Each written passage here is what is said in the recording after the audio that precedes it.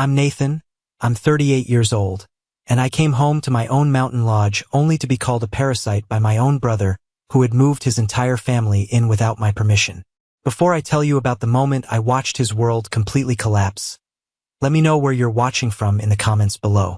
The journey up the mountain is usually a form of therapy for me. With every 1,000 feet of elevation, I can feel the stress of the city, the endless meetings, and the demanding clients just peeling away. The air gets cleaner, the world gets quieter. This year I needed it more than ever. The fourth quarter had been a brutal grind, and my mind and body were screaming for a ceasefire. All I fantasized about for weeks was the deep, comforting silence of the snow-covered pines, the crackle of a roaring fire in a hearth that was mine, and a glass of whiskey that didn't have to be shared. This lodge wasn't just a building of wood and stone. It was a fortress of solitude I had meticulously crafted for myself, a testament to every skipped vacation and every 16-hour workday. As my truck's tires crunched over the final stretch of gravel, a sound that usually signaled my arrival into paradise, something felt deeply wrong. A discordant thump of bass-heavy music vibrated through the floorboards, a profane intrusion into the sacred quiet. I rounded the last bend, and the scene that unfolded before me was so jarring it felt like a hallucination. Two SUVs I'd never seen before were parked carelessly on the lawn, leaving muddy ruts in the pristine snow. And parked right in front of the main entrance, as if it owned the place, was a gleaming white SUV I knew all too well, my brother Charles's. The car I was still making payments on. A knot of ice formed in the pit of my stomach. Every window of my lodge was blazing with light. The place looked like a cheap nightclub, not a serene mountain retreat. I killed the engine, and the sudden silence outside only amplified the racket from within. My fortress had been stormed. My sanctuary had been desecrated. Taking a slow, steadying breath that did little to calm the tremor in my hands, I grabbed my keys and walked towards my own front door, a trespasser on my own land.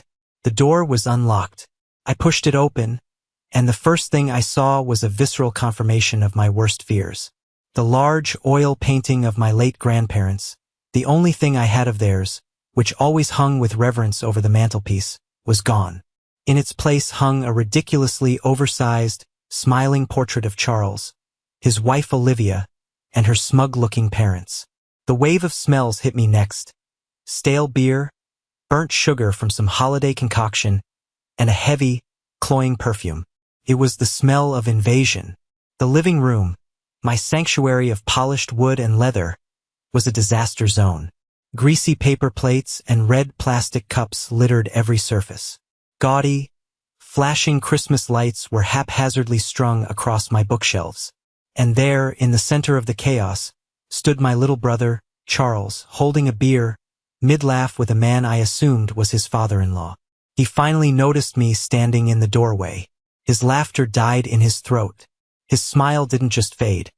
It curdled into a sneer of pure, undiluted annoyance, as if I were a delivery guy who'd shown up at the wrong address. "Nathan?" he snapped, his voice sharp enough to cut glass. The music seemed to falter as a few people turned to look. "What are you doing here?" I let the sheer audacity of the question hang in the air for a moment. I slowly scanned the room, my eyes cataloging every violation, from the wine stain on my favorite rug to the stranger wearing my bathrobe. "I live here, Charles," I said, my voice dangerously calm.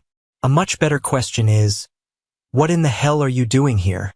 A plump woman in a garish Christmas sweater, Olivia's mother I presumed, stepped forward with a dismissive wave of her hand. Now, there's no need to be rude. We're all family here, enjoying the holidays." Charles took it as his cue. He puffed out his chest, taking a step toward me, basking in the attention of his new audience. This was his stage, his performance. "What do you want, you parasite? This is a private family gathering. I'm going to have to ask you to leave before you ruin everything." Parasite. The word echoed in the sudden, ringing silence of the room. Me. The one who had funded his 3 failed startups. The one who had paid his rent for the better part of 3 years. The one who had co-signed the loan for the very car he drove here after his credit was shot. Me, the parasite. In that instant, Something inside me that had been cracking for years finally shattered. The reservoir of resentment, the ocean of bitterness from being perpetually taken for granted, all of it froze over, becoming a solid, sharp icicle of purpose. I met his arrogant glare and allowed a small, cold, humorless smile to touch my lips. "Go ahead," I said, my voice so quiet it forced everyone to lean in. "Call the cops, if you can." And with that, I walked right past my stunned brother, strode through the crowd of strangers, and sat down in my large leather armchair by the fire. I didn't yell. I didn't need to. I just watched his face, and I saw the first hairline cracks begin to spiderweb across the foundation of his fabricated world. This wasn't going to be a simple argument. This was going to be a controlled demolition. And the roots of this decay didn't start tonight. They went back to the very beginning of our lives. To truly grasp why I didn't explode, why I felt nothing but a glacial calm, you have to understand the foundational myth of our family. It was a story told not in words, but in actions, 1,000 times over. The myth was simple. Charles was the sun, and I was a planet that was supposed to quietly orbit him, providing gravitational stability without ever daring to shine. He was the golden child, destined for greatness without effort. I was the workhorse, destined to facilitate his greatness. The most vivid illustration of this came the summer I turned 16. I was obsessed with a beat-up, second-hand mountain bike in the window of a local pawn shop. It wasn't just a bike. It was a symbol of freedom. It represented the trails behind our house, the woods I wanted to explore, a world away from the suffocating atmosphere of our home. So I worked. I got a job flipping burgers at a Greasy Spoon diner where the smell of onions clung to my clothes for hours. I mowed lawns all over the neighborhood under the blistering summer sun, my hands calloused and my back aching. I saved every single dollar, stuffing crumpled bills into an old shoebox under my bed. At the end of August, I walked into that pawn shop, sweaty and exhausted but filled with a pride so fierce it felt like my chest would burst. I counted out the money, bill by bill, onto the dusty glass counter. Wheeling that bike home was one of the proudest moments of my young life. It was mine. Every gear, every scratch, every inch of it was a testament to my own hard work. 2 weeks later, Charles turned 14. He woke up, strolled downstairs in his pajamas, and our parents led him to the driveway with their hands over his eyes. Parked there was a brand new, cherry-red convertible, a comically large bow stuck to the hood. Charles hadn't worked a day in his life. His grades were a collection of C's and D's. He'd done absolutely nothing to earn it, other than being born second and mastering the art of the charming pout. That night at dinner, the injustice was a physical lump in my throat. I couldn't swallow it down. I finally broke the silence. "It's a really nice car," I began, trying to keep my voice from shaking. "I'm just trying to understand. I had to work for 3 months to buy a used bike, and Charles gets a brand new car for his birthday." My father, Arthur, didn't even bother to look up from the stock market section of his newspaper. "It's not the same, Nathan. Charles needs it more than you do," he said, his tone flat and final. "He's popular. He needs to be able to drive his friends around. You're happy with your books and your bike." My mother, Eleanor, reached over and patted my hand, a gesture that was meant to soothe but felt like a gag. "Don't be jealous, honey. It's not a good look. Your brother is special. He feels things more deeply. We don't want him to struggle. He feels things more deeply." That was the catch-all excuse for his laziness, his entitlement, his lack of ambition. I was the sturdy, unfeeling one, so I was expected to bear any burden without complaint. He was the sensitive artist, so he had to be shielded from the slightest discomfort. It was a lie, a convenient fiction they had all agreed to live by. I learned my place that night. In the ecosystem of my family, I was a foundation stone, meant to be solid and invisible, while he was the statue they placed on top, meant to be admired. I went to the garage that night and polished the chrome on my bike until it gleamed, the repetitive motion a way of calming the rage inside me. That bike became more than a possession. It was a promise I made to myself. I would build my own world, a world where effort was valued, and I wouldn't need anything from them. This twisted logic didn't just apply to toys. It applied to our futures. When I went to college, I was on fire with an idea. It wasn't just a whim. It was a meticulously researched business plan. I wanted to start a small-scale property management company targeting the chaotic world of off-campus student housing. I spent months on it, running numbers, studying the local market, and creating a detailed proposal that was both ambitious and realistic. I wasn't asking for a handout. I was asking for a small seed loan, a vote of confidence. $5,000. I remember the day I presented it to them. Felt like I was defending a thesis. I had charts. I had projections. I had passion. I laid it all out on the living room coffee table, the same table where my father now read his paper, oblivious to the fact that his actions back then had set the stage for tonight. He picked up my executive summary, glanced at it for maybe 30 seconds, and set it down with a dismissive sigh. "Nathan, this is a distraction," he said, his voice laced with a weary disappointment that was far more painful than anger. "Your focus should be on your studies. Get your degree, get a stable job with a good salary and a pension. That's the path to security. This is a pipe dream.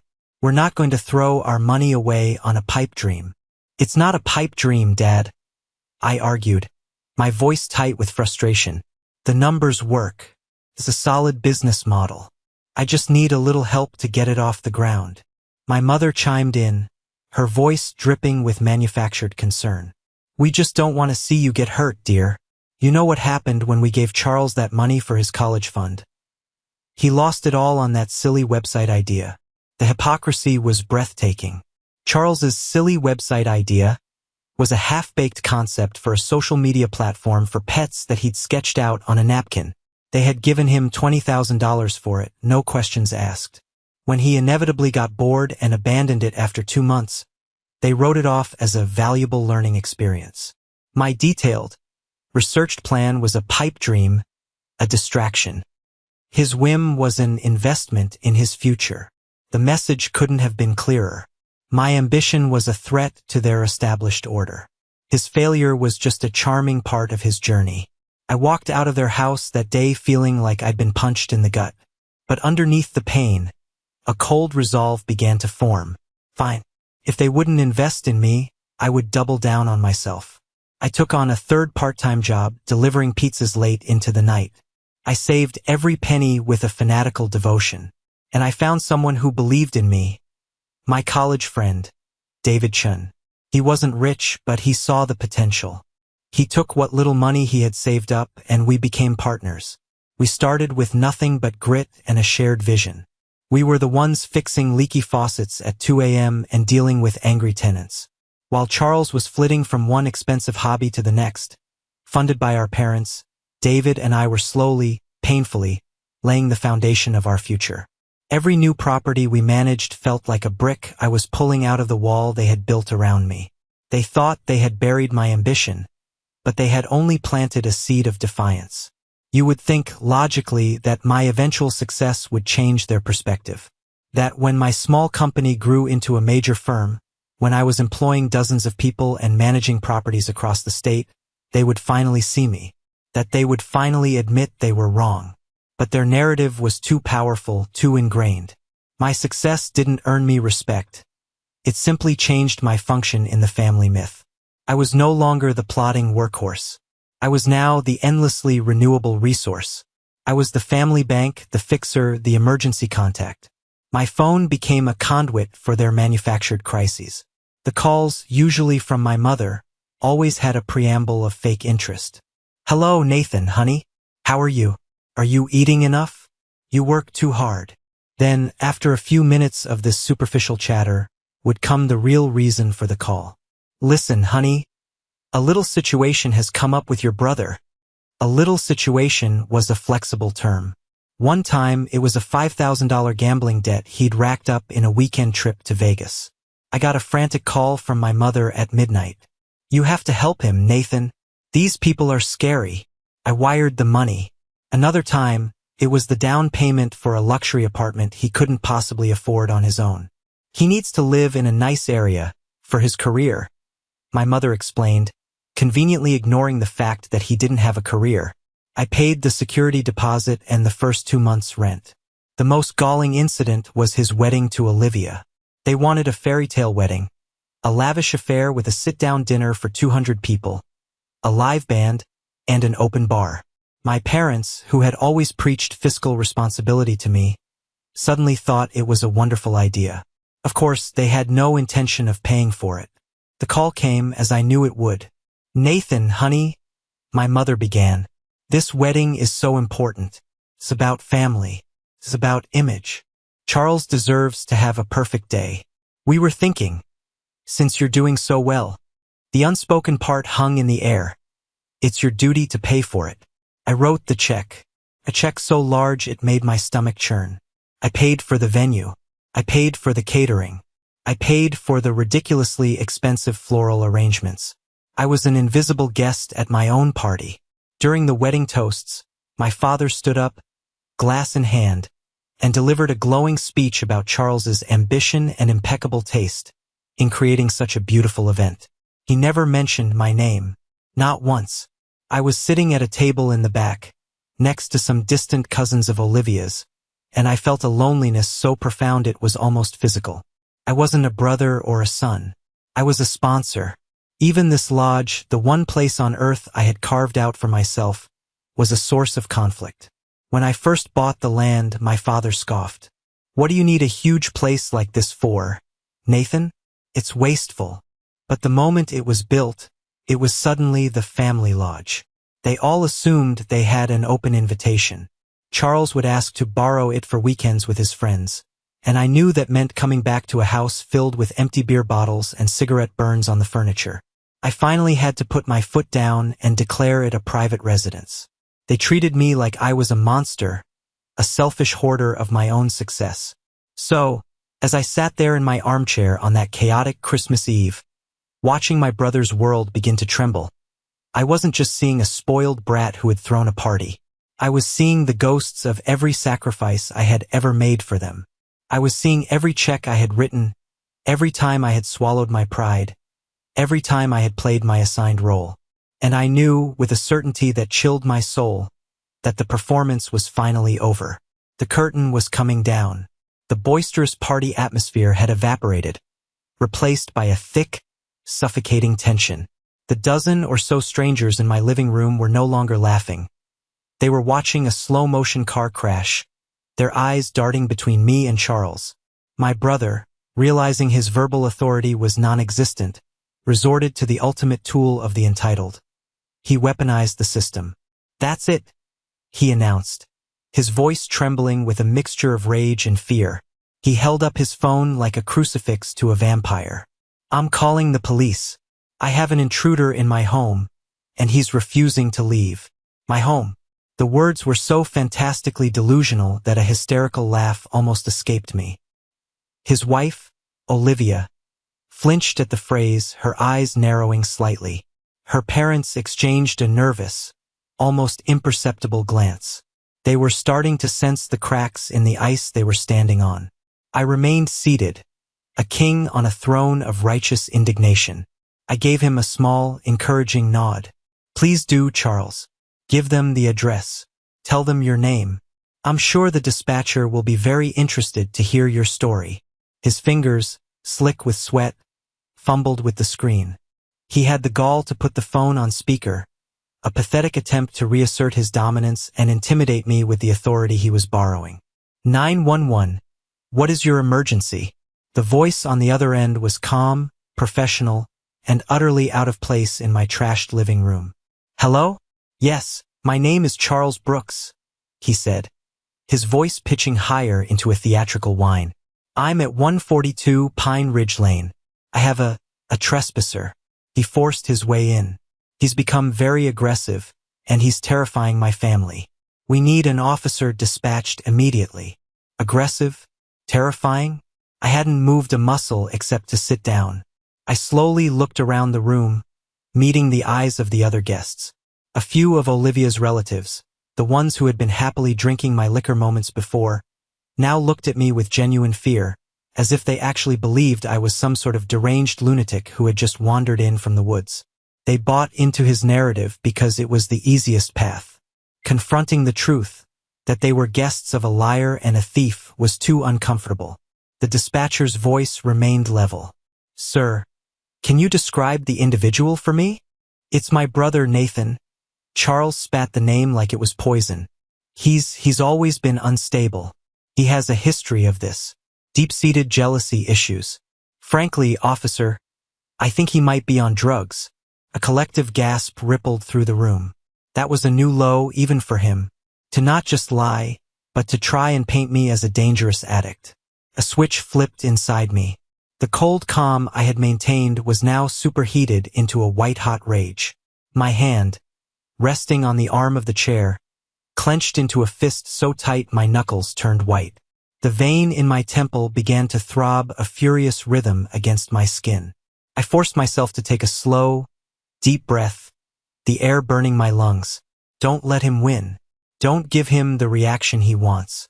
"Okay, sir," the dispatcher said, oblivious to the bomb that had just been dropped. "An officer is en route. Please try to remain calm and do not engage with the individual." Charles hung up the phone with a flourish, a triumphant smirk plastered on his face. "You heard her," he said, his voice booming with false confidence. "The police are on their way. You're in serious trouble now. This is your last chance to walk out of here before you're carried out in handcuffs." I finally rose from my chair, a slow, deliberate movement that made several people instinctively take a step back. I ignored them and walked over to the grand fireplace, leaning one arm against the cold stone of the mantelpiece, right next to the empty space where my grandparents' memory should have been. "You're right about one thing, Charles," I said, my voice resonating in the silent room. "Someone is in very serious trouble. But it isn't me." I glanced at my watch, a theatrical gesture of my own. "Based on response times up here, they should arrive in about 10 minutes. I suggest you all figure out where you're going to sleep tonight." The 10 minutes that followed were a masterclass in social awkwardness. The party was officially dead. No one spoke. No one even dared to get another drink. They just stood around in tense, silent little groups, avoiding eye contact with me and shooting furious, whispered questions at Charles, who was now pacing back and forth like a caged, and increasingly nervous animal. His in-laws were having a heated, hushed argument in a corner. The confidence was bleeding out of him, replaced by a growing panic. He had made a very big, very public bet, and he was starting to realize he didn't have the cards to back it up. I remained at the fireplace, a silent, immovable statue. I was the rock upon which his ship was about to break. Finally, the strobing red and blue lights of a police cruiser washed over the windows, painting the tense faces in the room in ghastly, flashing colors. The firm, official knock on the door made Charles jump. He scrambled to open it, his demeanor shifting instantly into that of a grateful, beleaguered victim. "Officers, thank God you're here," he gushed to the two uniformed figures who stepped inside. "He's right over there, the one by the fireplace. He's the one causing all the trouble." The lead officer, a tall man whose name tag read Miller, was built like a retired linebacker and had a calm, seen-it-all expression. His partner, Officer Davis, was younger, with sharp, intelligent eyes that missed nothing. She was already scanning the room, taking in the scene with a professional, detached curiosity. Officer Miller's gaze landed on me, then shifted back to Charles. "Sir, can you tell me exactly what the problem is here?" Charles launched into his well-rehearsed, melodramatic monologue. "This is my house, officer. We were having a quiet, private Christmas Eve dinner with my family, and he just barged in uninvited. He started making threats, acting erratically. We asked him to leave peacefully, but he refused. He is trespassing." Officer Miller turned his placid gaze to me. "And who are you, sir?" "My name is Nathan Brooks," I said, my voice clear and steady. "And this is my house." Charles let out a nervous, high-pitched laugh. "He's delusional, officer. Completely unhinged. This house is part of a complicated family trust, and I am the current designated resident." Family trust. It was a clever lie, I had to admit. It sounded just plausible enough to create confusion. Officer Davis, who had been silent until now, stepped forward. Her voice was polite but firm. "Mr. Brooks," she said to Charles, "do you have any documentation to prove residency? A utility bill in your name? A lease agreement, perhaps?" Charles's face froze. He started to stammer. "Well, no, not on my person, of course. It's a family arrangement, you understand. It's all very complicated." But he jabbed a finger at me, his voice rising in panic, "has absolutely no right to be here." I calmly reached into the inner pocket of my leather jacket, the pocket where I always kept my most important documents when traveling. I pulled out a neatly folded set of papers and my driver's license. I held them out to Officer Miller. "Here you go, officer," I said. "That is the legally filed and recorded deed to this property, purchased by me 2 years ago, free and clear. It is in my name and my name only. And here is my driver's license, which, as you can see, lists this address as my secondary residence." Officer Miller took the documents and began to read them, his expression unreadable. Officer Davis looked over his shoulder, her sharp eyes scanning the legal text. The silence in the room was so thick I could hear my own heartbeat. After a long, agonizing moment for Charles, Miller looked up. He didn't look at me. His eyes, now cold and hard, locked directly onto my brother. His voice was flat, official, and utterly unforgiving. "Sir," he said to Charles, "according to this legally binding document, you are the one who is trespassing on Mr. Nathan Brooks's property." That single sentence was the sound of the world shifting on its axis. Charles's face went slack, the blood draining from it, leaving a pasty gray pallor. But the most explosive reaction came from his wife. Olivia's head whipped around to face her husband, her eyes blazing with a mixture of shock and betrayal. "Charles?" she hissed, her voice a dangerous whisper that sliced through the stunned silence. "What is he talking about? You told me your brother gave you this house. You said it was an early distribution of your inheritance." And there it was. The first devastating domino had fallen. He hadn't just been lying to me and taking advantage of my generosity. He had constructed an elaborate fantasy for his new family, and the bill for that fantasy had just come due. The word inheritance hung in the air like poison gas. Charles stared at Olivia, his mouth opening and closing silently, like a fish gasping for air on the deck of a boat. He was completely exposed, his web of lies shredded in front of his wife, his in-laws, and the law.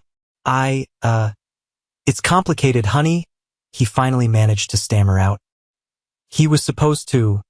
We had an understanding." Officer Miller had zero interest in their domestic dispute. He took a heavy, authoritative step towards Charles. "Sir, I'm not going to repeat myself. You and your guests need to gather your personal belongings and vacate the premises immediately." The finality in his tone finally broke through the collective shock. Reality crashed down on them like a tidal wave. Olivia's mother let out a theatrical squawk. "Vacate? Now? But it's Christmas Eve. It's snowing.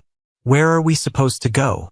Officer Davis, her patience clearly wearing thin, addressed her directly. "Ma'am, with all due respect, that is not our concern. You can discuss your travel plans once you are off this property.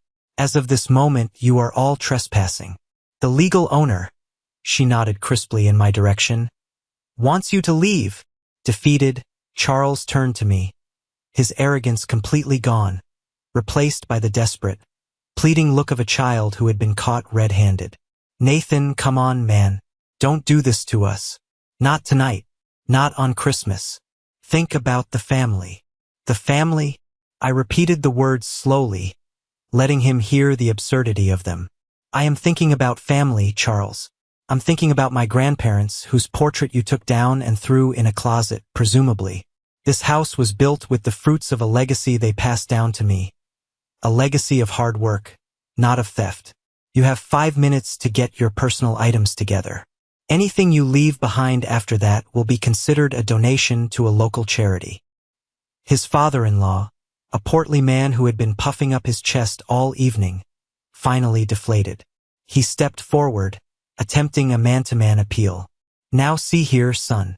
There must be some kind of misunderstanding. Let's not be hasty. We can talk this out. I turned my full, undivided attention to him, my eyes as cold as the windows. First, I am not your son. Second, the only misunderstanding was on your part, when you believed the lies your son-in-law told you. And third, the time for talking is over. Your 5 minutes started a minute ago. That was it. The dam of civility broke. The party devolved into a frantic, humiliating scramble.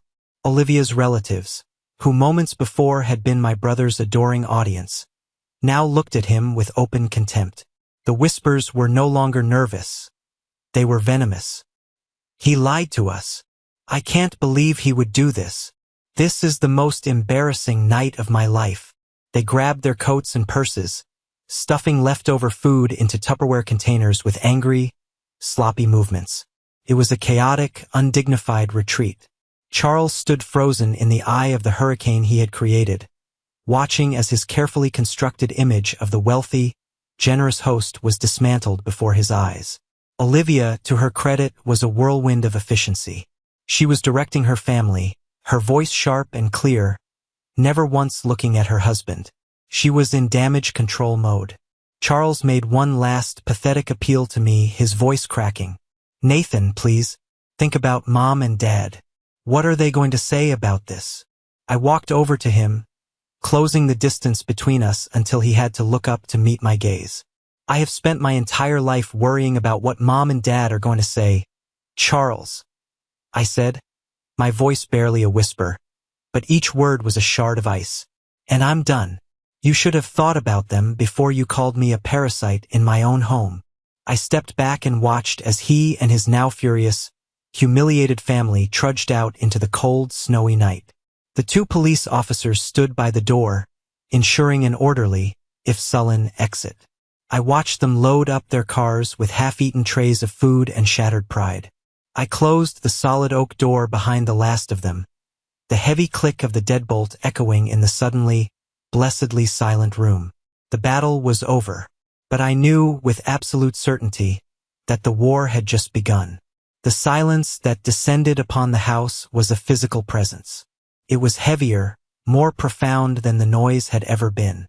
I stood in the middle of the living room, surveying the wreckage. It looked like a frat house after a bender. Dirty dishes, spilled drinks, a lingering smell of defeat. The sense of violation was so strong it felt like I could taste it in the air. There was no joy in this victory. There was no triumphant fist pump. Just a profound, aching emptiness. This was my family, my only brother, and I had just thrown him and his wife out into the cold on the biggest family holiday of the year. A normal person might have felt a crushing wave of guilt, but I didn't. All I felt was a deep, weary sadness for a relationship so toxic it couldn't be salvaged. It had to be amputated. I sank back into my armchair, the leather cool against my skin, and stared into the crackling fire. The flames danced and hissed, utterly indifferent to the human drama that had just consumed my home. For the first time, I allowed myself to feel the full, crushing weight of it all. Not just the events of tonight, but the accumulated weight of decades. The constant feeling of being undervalued, of being the family's emergency fund. The emotional punching bag, the reliable, boring son who was never truly seen or appreciated for who he was. I pulled out my phone, my thumb hovering over my contacts list. I instinctively scrolled past my parents' numbers. I knew that storm was coming, and I wasn't ready to face it yet. I needed an anchor in reality, a voice of sanity. I found the name I was looking for and hit the call button. David Chun. He picked up on the second ring, his voice cheerful. Nathan, Merry Christmas, man. Don't tell me you're working on Christmas Eve. A humorless laugh escaped my lips. Merry Christmas, David. And no, not working. Just performing a hostile eviction. There was a short pause on the other end. A hostile what? At the lodge? Are you okay? Do I need to come up there? I'm fine, I said. And the strange thing was I really meant it. It was just Charles.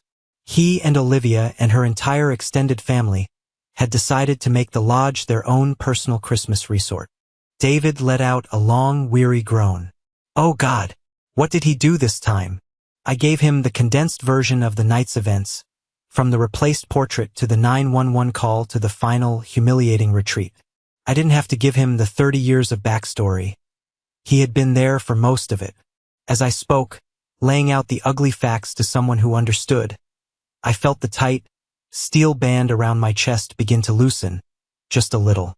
You did the right thing, Nathan, David said when I was finished. His voice was firm, unwavering. This wasn't a choice you made tonight. This was a choice they made for you over and over again, for your entire life. You have every right to protect your peace and your property. I know, I said, my eyes sweeping over the trashed room. It just doesn't feel like a win. It's not a win, he replied, his voice softening. It's a liberation, and liberation is often painful and messy. It's not supposed to feel good right away. It's just necessary. Now, seriously, are you going to be okay up there alone tonight? Yeah, I said, a new, hard resolve beginning to solidify inside me. I'm okay. I've got some cleaning up to do, and some very important phone calls to make in the morning. After I hung up with David, the emptiness in the room felt different. It was no longer a void of loneliness. It was a blank canvas. It was a space waiting to be reclaimed and made mine again. I spent the next 2 hours cleaning with a methodical, almost ritualistic fury. I scraped the remains of their feast into a garbage bag. I poured every last drop of their cheap wine and syrupy liqueurs down the kitchen sink.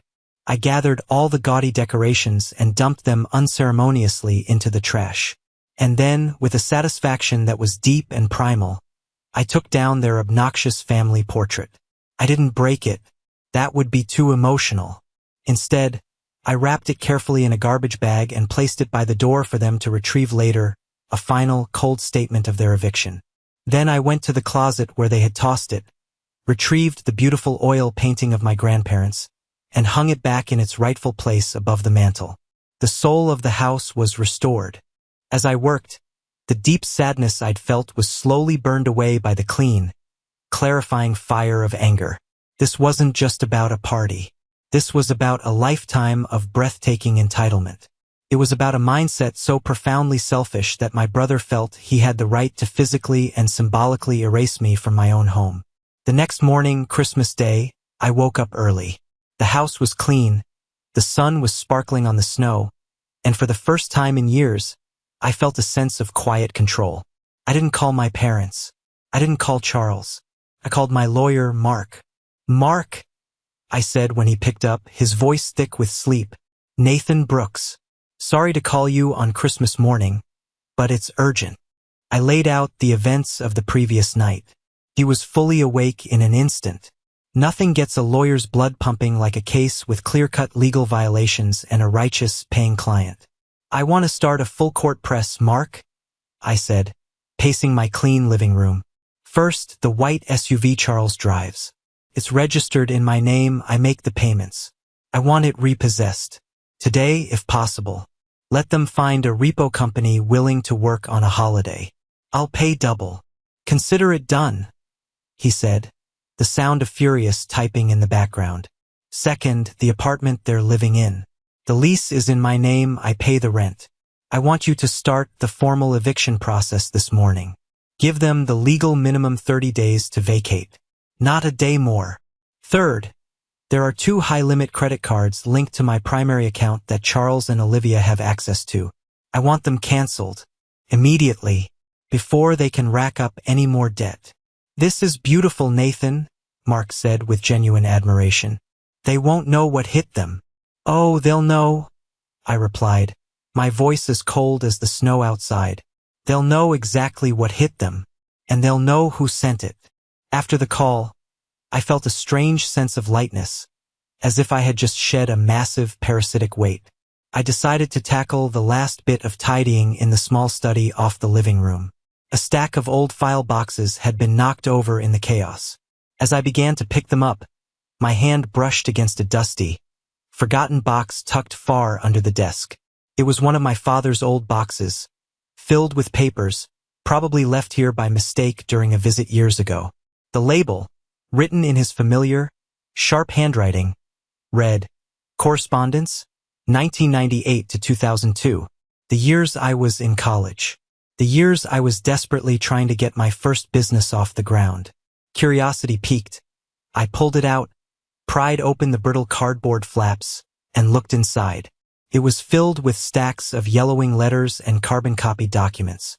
I had no idea that opening that dusty box would unleash a truth far more devastating, and ultimately far more liberating, than a spoiled brother and a stolen Christmas. At the time, I still naively believed I knew the worst things they had ever done to me. I was wrong. The consequences of my phone call with Mark landed with the speed and precision of a guided missile. 2 days after Christmas, my phone exploded. It was my mother. There were no pleasantries. Her voice was a high-pitched shriek of pure hysteria, so loud I had to hold the phone a few inches from my ear. "Nathaniel Brooks, what in God's name have you done?" she screamed. "They took Charles's car. A tow truck came and just took it right out of the driveway, in front of all the neighbors. And he got an eviction notice." "An eviction notice? Nathan, are you trying to make your brother homeless? Have you completely lost your mind?" I waited for her to pause for breath, a brief lull in the hurricane of her indignation. "Hello to you too, Mom. Yes, I did those things. There's a simple concept called cause and effect. He treated my property like a flophouse, so he no longer gets to enjoy the properties I pay for." "Privileges?"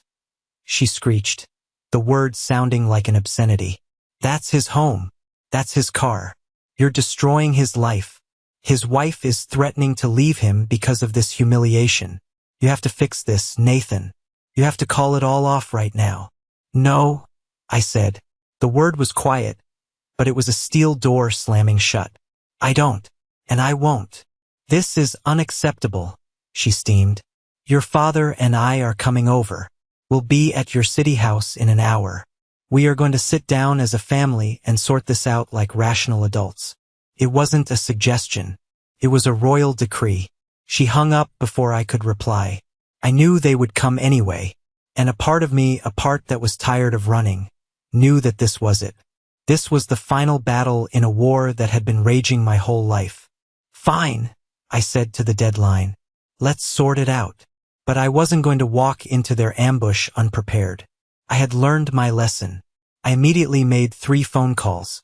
The first was to my lawyer. "Mark, change of plans. I need you at my primary residence in 45 minutes. You're not just my lawyer today. You're my witness." The second was to David. I gave him a quick rundown.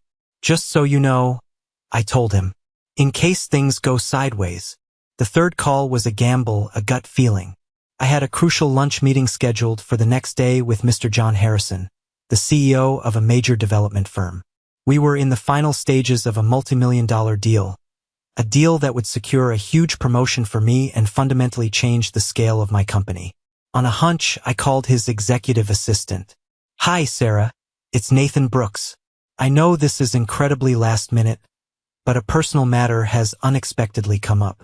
I was wondering if Mr. Harrison might be available to meet for a quick coffee in about an hour instead of lunch tomorrow. My place, if that's all right. I can have catering sent in." To my astonishment, she called back 5 minutes later and said yes. He had a cancellation and was free. I knew it was an insane risk, mixing my toxic family drama with the most important business deal of my career. But my gut told me I needed an impartial observer, someone with unimpeachable authority, to witness the madness I was dealing with. An hour later, my parents' luxury sedan pulled into my driveway. Moments later, another car pulled in behind them. My Aunt Carol, my mother's sister and chief enabler, got out. Of course, they had brought reinforcements. Carol was a master of the sweet, pitying look, always delivered just before she stuck the knife in. They marched into my house without waiting for an invitation, a tribunal ready to pass judgment.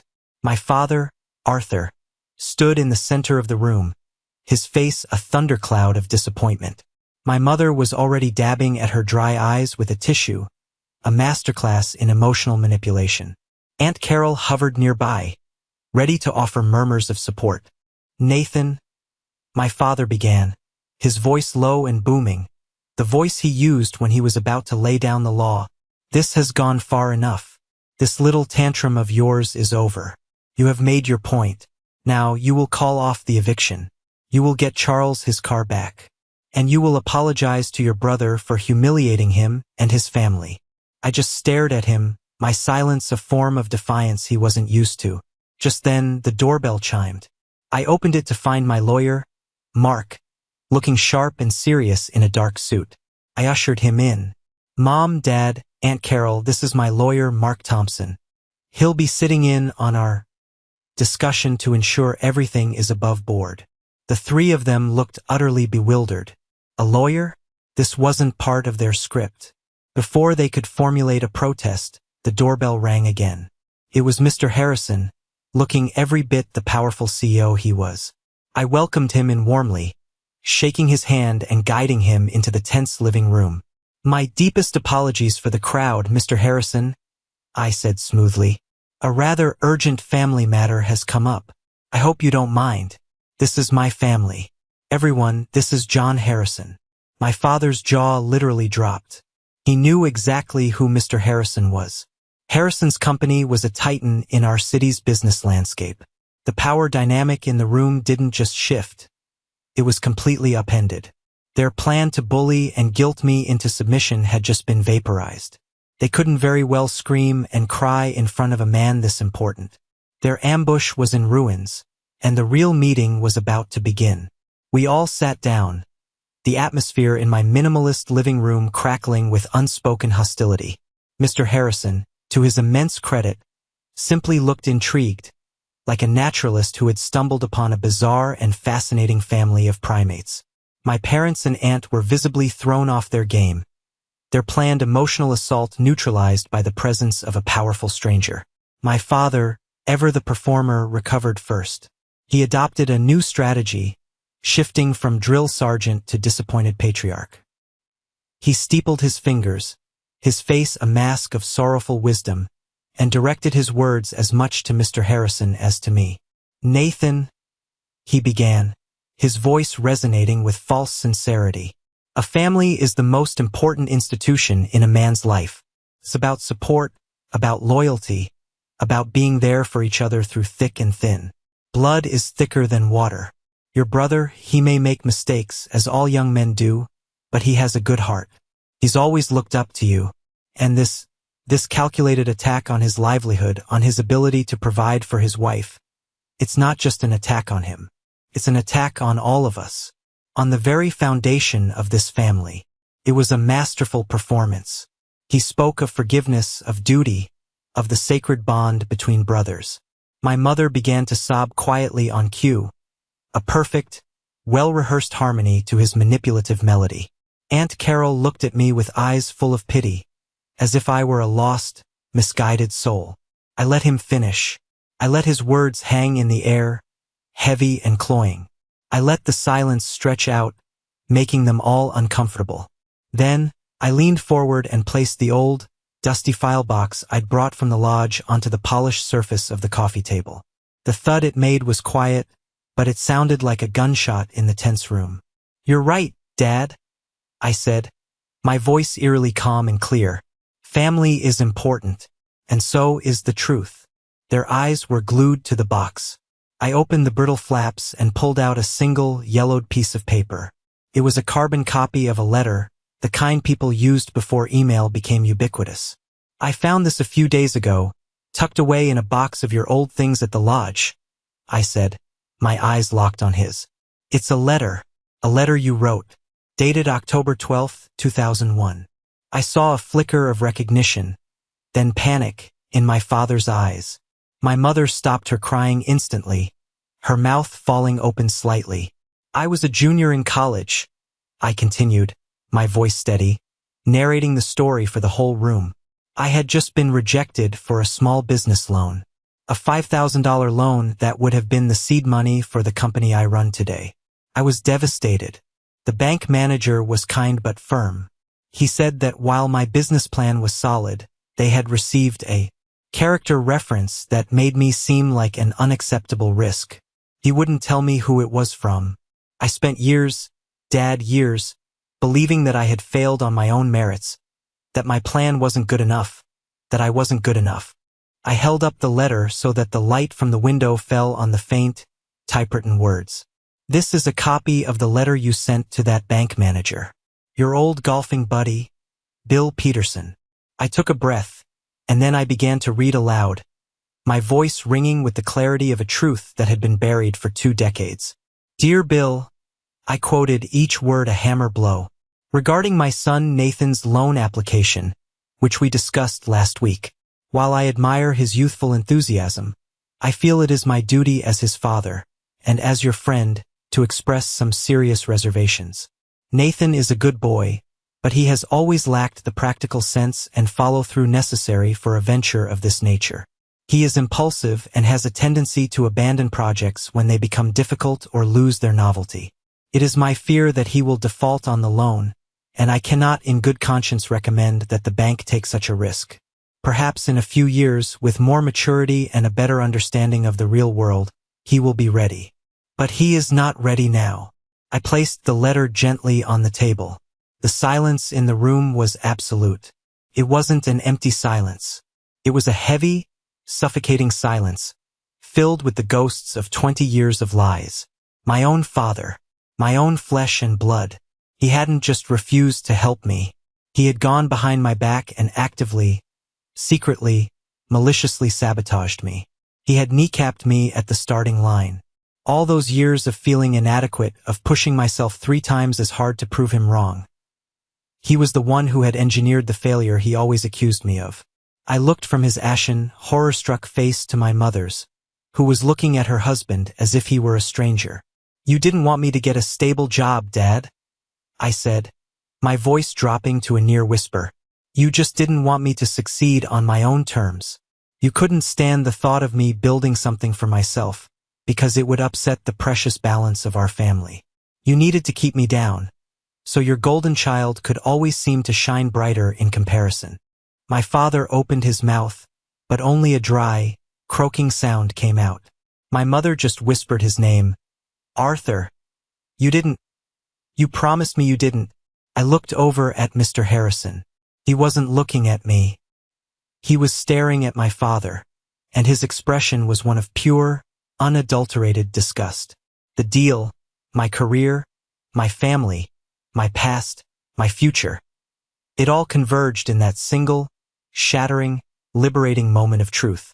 This is the moment that changed everything, when I finally took back control of my own life story. Thank you for sticking with me this far, you're awesome. Do me a favor and hit that like button and comment the number 1 down below, just so I know you made it here with me.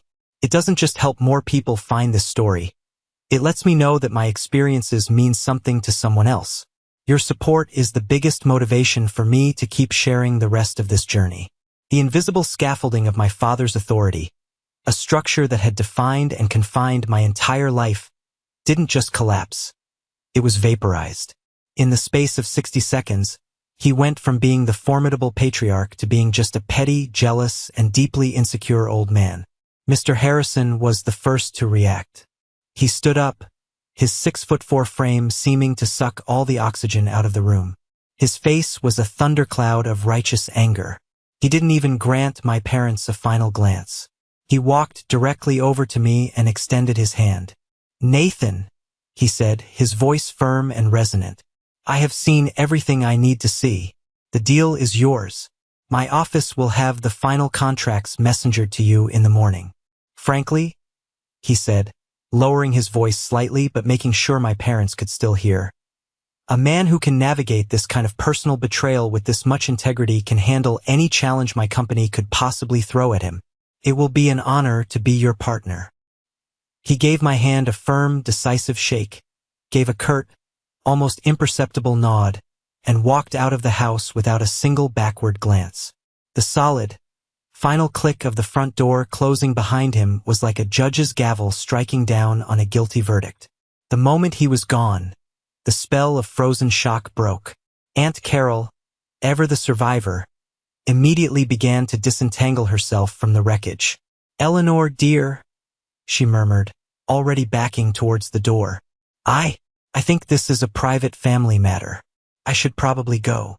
She scurried out of the house like a rat abandoning a ship that was already halfway under the waves. My mother finally found her voice. It was a broken, wheezing sound, stripped of all its previous theatricality. She turned to my father. "Arthur? Is it true? That letter? Did you really write that?" My father's face was a mottled, unhealthy shade of purple. He couldn't look at her. He couldn't look at me. He just stared at the damning piece of paper on the coffee table as if it were a venomous snake. His silence was the loudest confession he could have made. I stood up, feeling strangely light. The inferno of rage had burned itself out, leaving behind a cold, clean, and unbreakable certainty. "Mark," I said to my lawyer, who had been watching the entire exchange with a grim, professional fascination, "I believe we're finished here. Please escort Mr. and Mrs. Brooks out of my home." My father's head snapped up. His eyes, when they finally met mine, were not filled with remorse or shame. They were filled with a new and terrifying kind of hatred. The impotent fury of a king who has been exposed and dethroned in his own court. "You've destroyed this family," he hissed, his voice a venomous rasp. "No," I replied, my voice steady and devoid of heat. "The family was already destroyed. I just turned on the lights so everyone could see the rubble. You built this house of lies, Dad. Don't blame me for pulling the one thread that made it all come crashing down." Mark, ever the consummate professional, stepped forward, placing himself between me and my parents. "Mr. and Mrs. Brooks, this meeting is over. I strongly suggest you leave the premises now before my client decides to explore his legal options regarding tortious interference and conspiracy to commit financial fraud." It was a magnificent bluff, a piece of legal jargon that hit them like a physical blow. They left. There was no more yelling, no more histrionics, just a shuffling, defeated exit. I watched from the window as my mother helped my father into the car, as if he were an invalid. I was alone in my house with my lawyer. I sank onto the sofa, the adrenaline finally draining from my system, and I felt the crushing weight of 38 years of lies and expectations lift from my shoulders. I was finally, terrifyingly, gloriously free. The week that followed was the quietest of my adult life.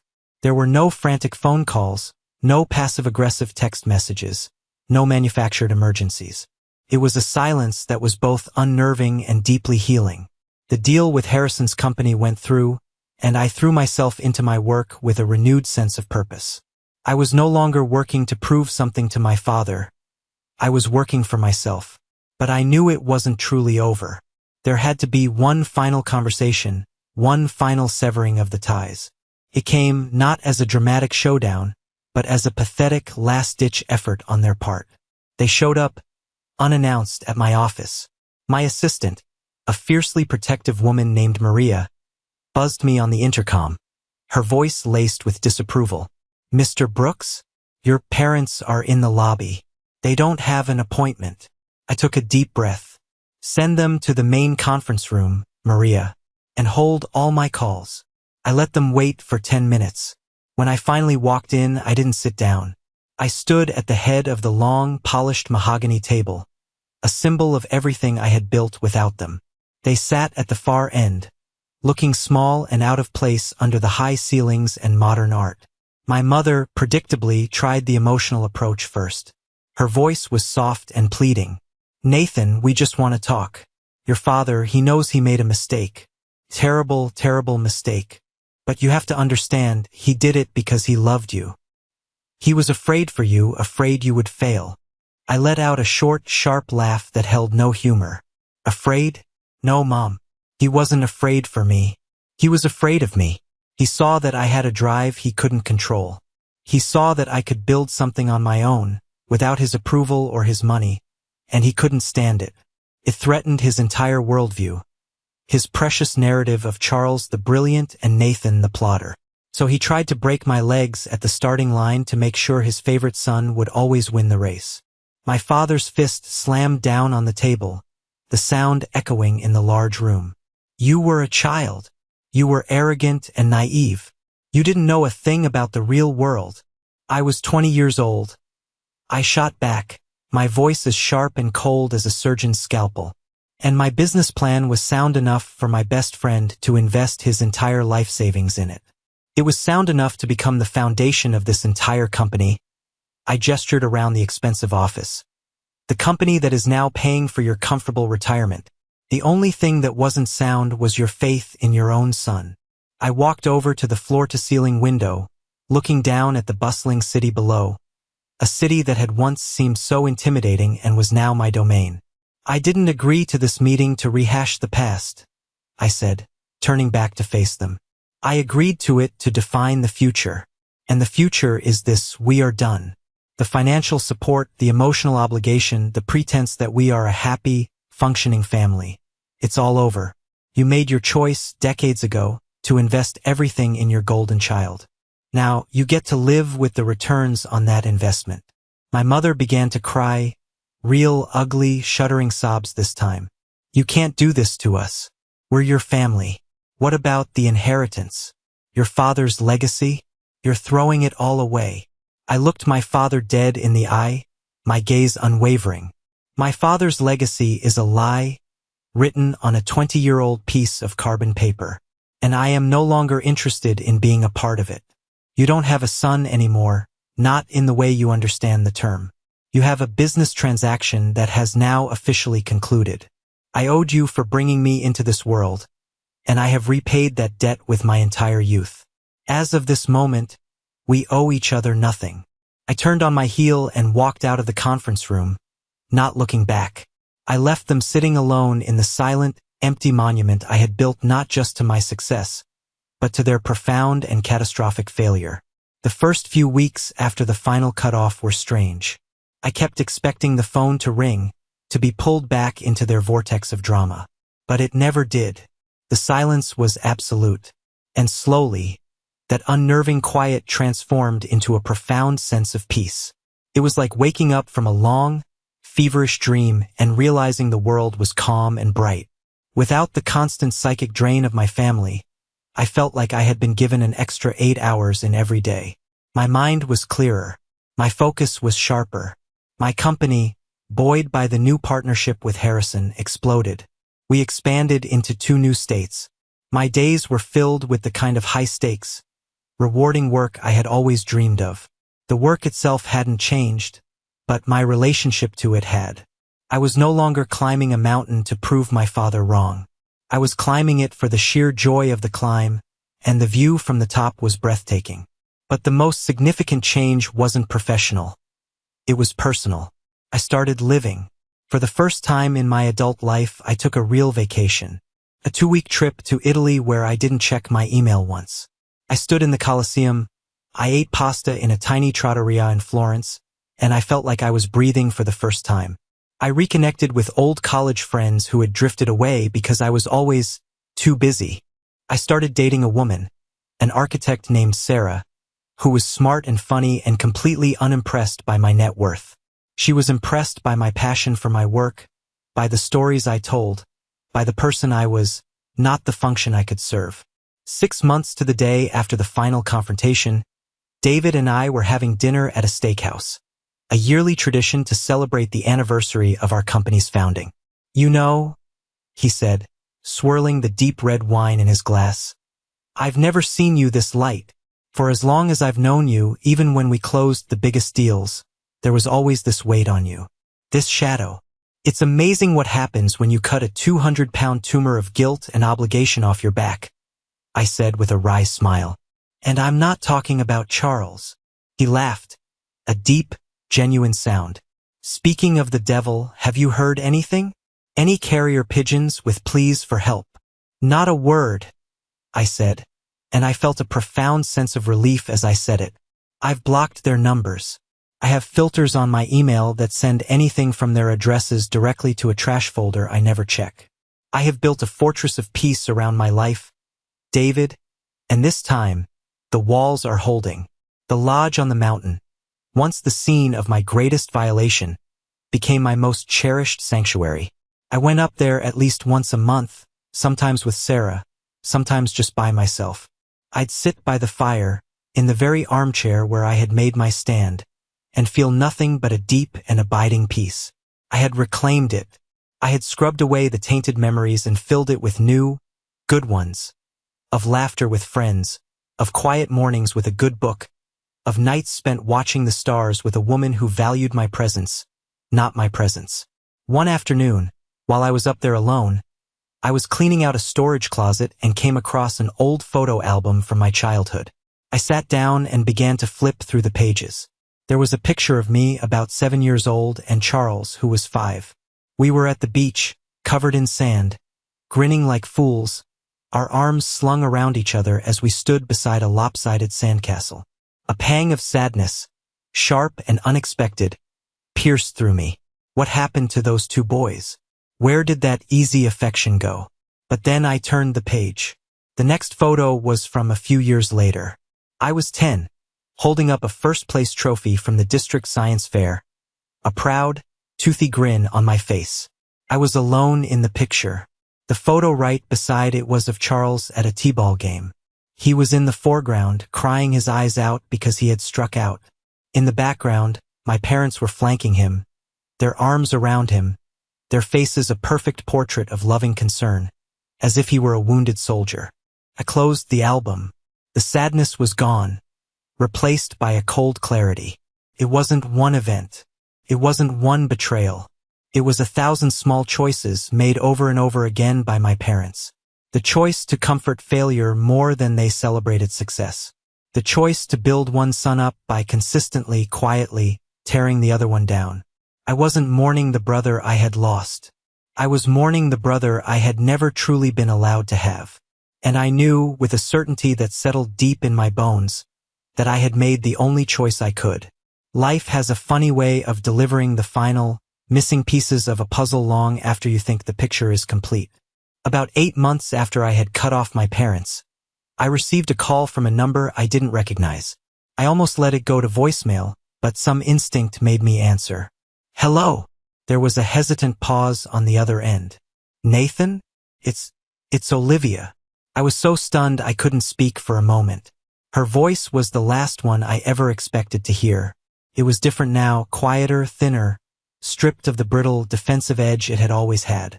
I know you have absolutely no reason to talk to me, she said quickly, as if afraid I would hang up. And I'm not calling to ask for anything. I had to call. I'm in the final stages of my divorce from Charles, and a lot of things have come to light during the proceedings. Things I thought you deserved to know. Against my better judgment, I agreed to meet her for coffee. She looked tired, but there was a new clarity in her eyes. She looked like a soldier who had finally come home from a long, brutal war. She told me about the immediate aftermath of that Christmas Eve. Their lives had imploded. Charles, stripped of my financial safety net, was completely incapable of functioning as an adult. He couldn't hold a job. He blamed her parents, he blamed me, he blamed the entire world for his problems, never once looking in the mirror. Their marriage had disintegrated under the weight of his lies and his staggering immaturity. He had built this entire fantasy world, she said, staring into her cold coffee cup. He told me stories for years. How you were the jealous one, the one who was always trying to hold him back because you were insecure. His parents supported the narrative. Every family dinner, every holiday, it was the same theme. And his Aunt Carol, she was the conductor of that orchestra. I leaned forward, my curiosity piqued. What do you mean? She was a master, Olivia said with a bitter laugh. She would say things with a sweet smile, like, oh, it's such a shame Nathan is so obsessed with his salary and his career. He's missing out on what's really important in life. Not like my dear Charles, who has such a rich inner life. She framed your success as a character flaw, as something to be pitied, not admired. She spent years whispering in your mother's ear, poisoning the well, constantly reinforcing the idea that Charles was the special one who needed protecting, and you were the cold, ambitious one who needed to be kept in check. It was the final, crucial piece of the puzzle. The quiet, insidious manipulator, the one who stoked the flames from the sidelines. It wasn't just my parents' inherent favoritism. It was a long-term campaign of psychological warfare, aided and abetted by their closest confidant. Then Olivia looked me straight in the eye, her own gaze filled with a weary shame. The lodge. Nathan, Charles told me that you two had a verbal agreement, that you were supposed to share it, that it was part of a deal you had made about the family inheritance. He made it sound like you had gone back on your word, that you were cheating him out of what was rightfully his. I believed him. I helped him plan that Christmas party because I thought we were taking back something that belonged to us. I am so sorry. You don't have to apologize, Olivia. I told her, and to my surprise, I meant it. You were just another victim of his lies. Just before we parted ways, she mentioned one last thing, almost as an afterthought. During the discovery phase, my lawyer managed to find out about that letter your father wrote to the bank all those years ago. It came up during a deposition. Apparently, your friend David knew about it. Or at least, he had a strong suspicion. That night, I called David. Olivia told me you knew about my father's letter. There was a long, heavy sigh on the other end of the line. I didn't know for sure, man. I swear. I ran into that bank manager, Peterson, at a charity fundraiser a few years back. He'd had a few drinks. We got to talking about the old days, and I mentioned you and how successful you'd become. He got this really strange, guilty look on his face and said something I never forgot. He said, "Your friend is a hell of a guy. He overcame a lot. You know, sometimes family can be the biggest obstacle to a young man's success." It never sat right with me, but I didn't have any proof, and I didn't know how to tell you my suspicions without it sounding like some crazy, paranoid conspiracy theory. I'm sorry, Nathan. I feel like I let you down. Don't be, I said, a wave of gratitude washing over me. You didn't let me down. You were the only one who ever had my back. You're my brother, David. Not him. In that moment, the last lingering vestiges of doubt and hurt finally washed away, replaced by a profound appreciation for the family I had chosen, not the one I had been born into. A full year passed. A year of peace, growth, and quiet happiness. Then, on a Tuesday afternoon, a year to the day after that fateful Christmas Eve, my phone rang. It was an unknown number, but I had a sinking feeling I knew who it was. I let it ring twice, then took a deep breath and answered. Nathan. The voice was a ghost of what it had once been. It was weak, reedy, stripped of all its former arrogance. It was Charles. What do you want, Charles? I asked. My voice wasn't angry or cold. It was just flat, the voice you would use with a stranger in a checkout line. I'm in trouble, man, he said, his voice cracking. I could hear the sounds of the street in the background, as if he were calling from a payphone. The divorce. She took everything. Her family backed her up with the best lawyers. I've got nothing. I lost the apartment, the new, much smaller one. I can't hold down a job. Nobody wants to hire me for what I think I'm worth. I need help. Just a little bit of money. A loan. Just to get back on my feet. For old time's sake. I leaned back in my expensive office chair and looked out the window at the sprawling city below. I listened to his pathetic, whining plea, and for the first time in my entire life, I didn't feel a single flicker of anger or resentment towards him. I just felt a distant, clinical pity. He was a 34-year-old man-child who had never been forced to stand on his own 2 feet, and now that the ground had been permanently pulled out from under him, he was flailing in the abyss. I thought about all the years I had enabled this. I thought about every check I had written, every mess I had cleaned up. I thought about the lie he had lived, a lie I had helped finance. No, Charles, I said, and my voice was surprisingly gentle. Please, Nathan. He started to sob, a desperate, ugly sound. You're my brother, my only brother. I know I am, I said. And as your brother, the best and only thing I can do for you now is to finally let you face the consequences of your own life. I truly hope you learn how to get up on your own. I hope you find your way. But I can't carry you anymore. I hung up the phone before he could reply, and then I blocked the number. It was the last time I ever heard his voice. That weekend, I drove up to the lodge. It was a crisp, clear winter evening, almost a perfect mirror of that night a year ago. But this time, as my truck crunched up the gravel driveway, the only lights I saw were the ones I turned on myself. The only sound was the wind whispering through the pines. The silence was a welcome friend, not an empty void. I built a fire in the hearth, poured myself a glass of the good whiskey I saved for special occasions, and sat in my armchair. I looked out the large picture window at the snow-covered landscape, the moonlight turning the world into a palette of silver and black. The house was quiet. My life was quiet. It was a good quiet. It was the quiet of strength, the quiet of a peace that had been hard-fought and dearly won. My phone didn't ring with manufactured emergencies. My bank account wasn't being bled dry by someone else's irresponsibility.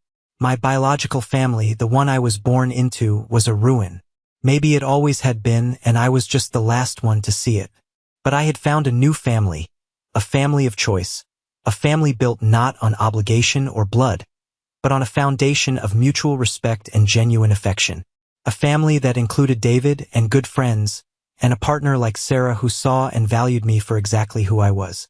Cutting my family out of my life was the hardest, most painful decision I have ever had to make. For a long time, it felt like I was tearing off a limb. But I came to realize that sometimes, a limb is so diseased, so gangrenous, that it threatens to poison the rest of the body. Severing it is not an act of cruelty. It's an act of survival. It's the ultimate act of self-love.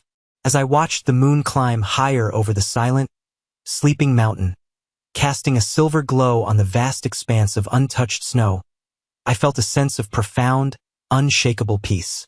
The sky above was dark and endless and full of stars. And for the first time in my life, I felt like I was finally free to fly. Thank you for listening to my story. I hope it resonated with you in some way. Have you ever been in a situation where you had to make a difficult choice to protect your own peace? I'd be interested to hear about it. Please, share your story in the comments below, and don't forget to hit like or subscribe so you don't miss what I share next.